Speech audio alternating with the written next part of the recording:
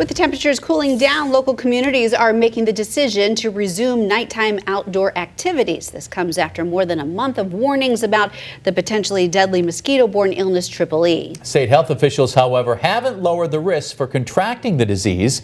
Western Mass News reporter Audrey Russo is live now with more on one of the communities making the decision to hold outside events after dark. Audrey? Westfield's director of public health says he's been getting a lot of questions from the community about whether or not it's safe to have sporting events outside in the nighttime hours, especially now that the high school fall sports season is coming to a close. He says he's been working with state epidemiologists to make the safest decision for the city while still benefiting the parents of local athletes.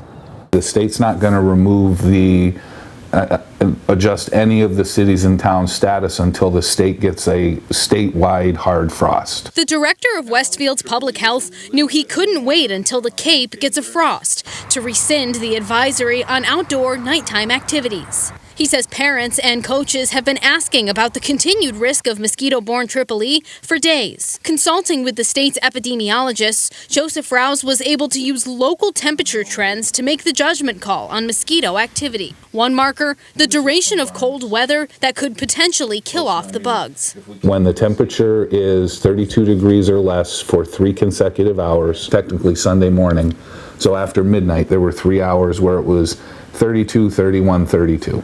Another factor, temperatures that will make surviving mosquitoes feel more sluggish. Whenever the temperature is below 50 degrees, mosquito activity is significantly less. And given the fact that the weather has gotten more chilly, Rouse says people are more likely to protect themselves against EEE without even realizing it. People wear jackets and long pants and everything, so they have the protective clothing all set. Westfield High School's athletic director tells Western Mass News after nearly a whole season of early afternoon games, he's glad the most sentimental matchups will be held at a later time, the senior nights. Just to have that celebration available for the parents and sometimes some extended family that aren't normally able to come out is great. Parents able to make one last game after coordinating a season full of time changes. There was uncertainty. We weren't sure when it was going to be cold enough, when the mosquitoes were going to be dormant enough, so it was hard to plan.